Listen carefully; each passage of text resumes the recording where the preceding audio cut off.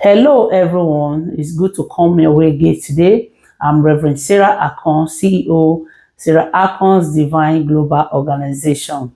Today, on leadership impartation development, I would like to speak on leadership qualities. As a leader, there are some essential qualities you need to develop. First is that you need to develop your spiritual life. If you develop your spiritual life, that will affect every area of your life. It will enable you to thrive. It will give you clarity. You will receive and achieve success in many ways. So you'll be able to come and pray and seek for help, seek for knowledge. You will receive direction from above. Regardless your belief, it is essential you build your spiritual life. Your spiritual connection is very, very important. I cannot emphasize more on that as God is using us in this organization to build our, potentials, our leadership skills, our spiritual lives. Those are very, very vital. Those are valuable. And when they are flourishing, it will enable you to thrive in all ways. As an individual, a leader, you need to develop those, qualities. Also, you need to work in unity. You cannot be a leader and you have people you don't work with. Let's say, as a couple, you are a leader, you are the man. You are not working in alignment with your wife. You think you have issue or you sense issue. There is this thing that has convinced you. You're convinced that, oh, this person is not compatible. We are not compatible. You notice something. That is not the sign of a leader. You cannot be effective leader in that way. Effective leader understand people, and you need to develop this clarity, discernment, the spirit, strategies. So the spirit of discernment will enable you to work with people. When you see people sound, oh, they are not compatible, they are not aligned, those are the people who have not developed their leadership. They are not matured in their leadership role. As a leader, you need to be able to recognize people's strengths and their weaknesses, how you can work with them. What is this? What kind of character, does this person possess? How can I work with this person? It is for you to outline and see how you can work with people. As a leader, you need to understand each and every person, their attitude, their character, the way, including your children. So, as a leader, let's say as a mother, as a father, you know your children, for instance, they got different characters. There are ways you can relate with them. Maybe some people have more than two children, some people have five. You know, definitely as a good leader, you should know how to work with your children. So you should understand who they are individually, and you should know the right strategies to apply. Sometimes you see some people, oh, your sister is not like that, your brother is not like that. You just want every child to behave the same, you know? And sometimes you see people, maybe children are growing up then, like what somebody shared with me.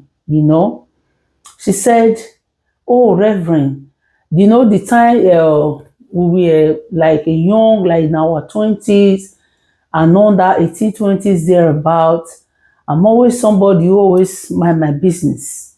And at that time, because I don't like negative words. Someone say, and even not now, I don't entertain negativity. So if somebody try to, tease me or maybe say any word that is not right, negative word, I always return it, I always cancel it. And I thank God for the ability, for the grace and understanding that God has given to me to always cancel negative words. And even as a leader, it is essential, because if you don't cancel them, they will affect you. So based on that, because I always cancel this power, this negative power, this negative words. So this person said she thought that, oh, when this lady grow up, she will not even have time for somebody. She might not acknowledge or appreciate someone's effort. But by the time we now grew to women, and she saw the situation change, and I now turn out to be a very compassionate somebody who cares, who love, who appreciates, who respects, who value people. By the grace of God, that is my calling, that is my career. You see, so, but people judge sometimes based on what they are seeing. They don't see beyond that point. So this is why it's good.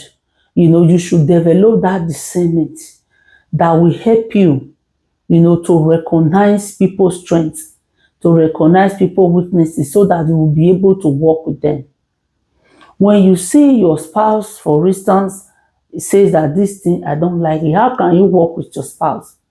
When you are saying you are not compatible with your spouse, it's not that you don't need to be compatible with your spouse. It's for you to develop and look how you can work with your spouse.